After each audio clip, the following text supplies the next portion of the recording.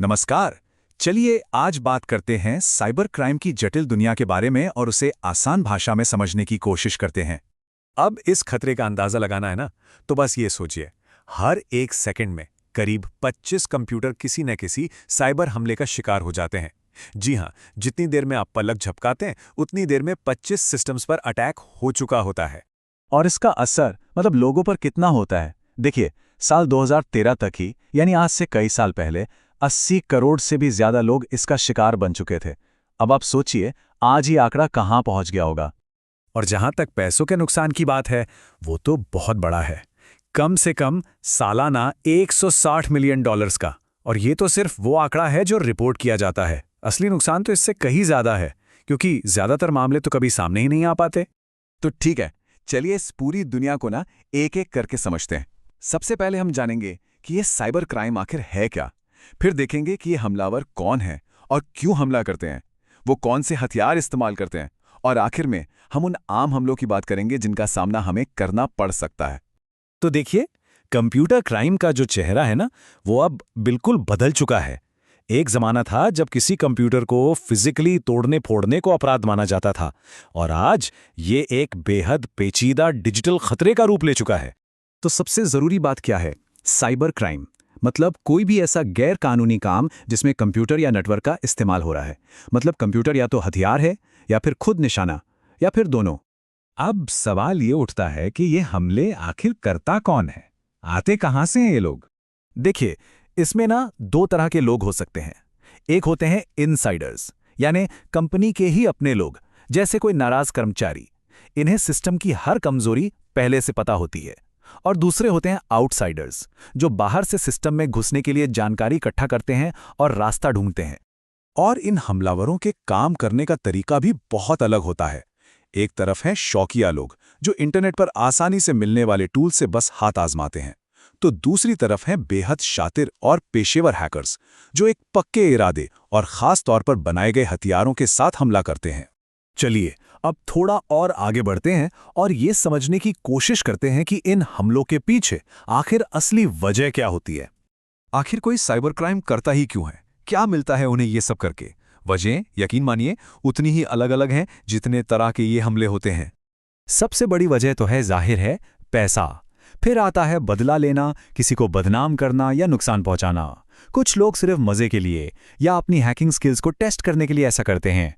तो कुछ की ख्वाहिश होती है कि वो बड़े बड़े सिक्योर नेटवर्क्स को हैक करके अपना नाम कमाएं।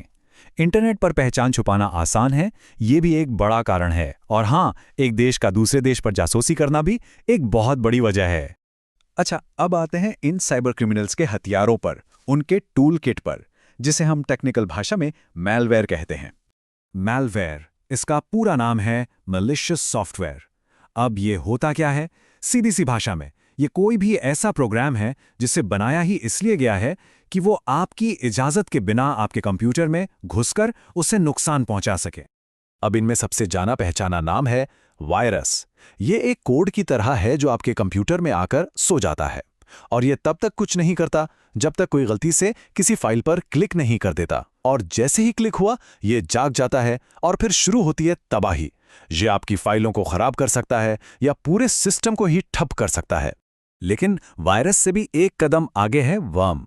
क्यों? क्योंकि इसे फैलने के लिए आपकी मेरी मदद की जरूरत ही नहीं है।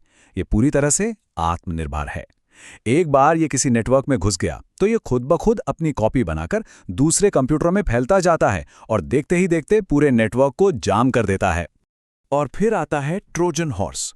इसका नाम ही इसकी कहानी बताता है। ये किसी काम के अच्छे सॉफ्टवेयर का मुखौटा पहनकर आता है।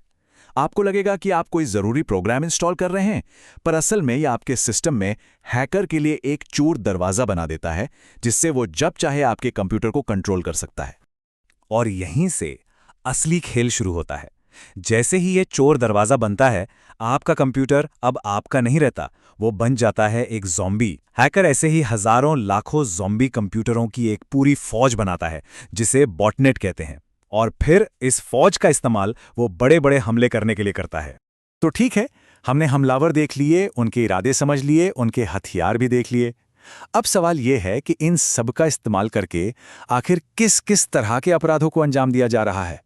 कई हमले तो सीधे सीधे हम जैसे आम लोगों पर होते हैं, जैसे कि साइबर स्टॉकिंग, जिसमें इंटरनेट के जरिए किसी को परेशान या धमकाया जाता है, या फिर फिशिंग, जिसमें कोई भरोसेमंद संस्था जैसे आपका बैंक बनकर धोखे से आपके पासवर्ड या क्रेडिट कार्ड की जानकारी निकलवा ली जाती है, और इसका सीधा मकसद होता है आपकी पहचान चुराना।